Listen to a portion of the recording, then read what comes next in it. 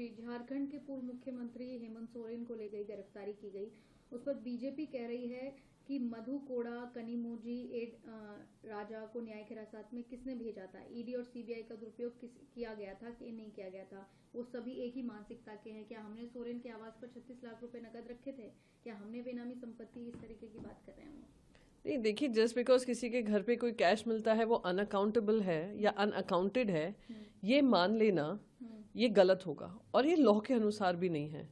ये कह देना क्योंकि कैश मिला है वो अनअकाउंटेड है। ये अभी कुछ दिन पहले साहू जी के साथ देखा था, कितना हंगामा किया था, क्या हुआ उस केस का? क्या वो अनअकाउंटेड था? ये आज ईडी को बताना चाहिए, इनकम टैक्स को बताना चाहिए। लोगों के ऊपर इल्जाम लगाना, उनके ऊपर लालछन लगाना, उनके ऊपर सवालिया निशान उठाना without going into the details. इसीलिए मैं बार बार कह रही हूं, जो पॉलिटिकली एक्सपोज केसेस जो चल रहे हैं, इन्वेस्टिगेशन चल रहा है ईडी के दायरे में, 97% ऑफ देम विपक्ष के नेताओं पे चल रहा है।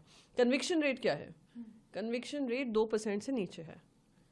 तो यानी कथनी और करनी में कितना अंतर है कि चार्जेस के घेरे में डालते हैं पर उसको प्रूव नहीं कर पाते हैं। प्रूव आपको कोर्ट्स में करना पड़ेगा और कहीं भी कोर्ट में नहीं हुआ है। आपको याद होगा संजय राउत जी को भी हिरासत में लिया था ईडी ने कुकड अप चार्जेस पे।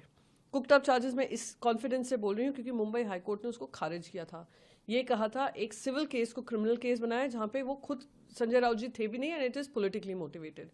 तो हमें बोलने की जरूरत नहीं है, देश देख रहा है कि किस तरीके से इलेक्शन टूल किट को बनाकर रख दिया है देश की इंडिपेंडेंट एजेंसीज को। और जब जब ये देश की एजेंसीज अगर इंडिपेंडेंस की जगह डिपेंडेंट हो जाएंगी सरकारों को लेकर, तो सरकारें बनती हैं गिरती हैं। जो अगली सरकार आएगी अगर वही इस पथ पे चलेगी तो ये गलत होगा देश के लिए।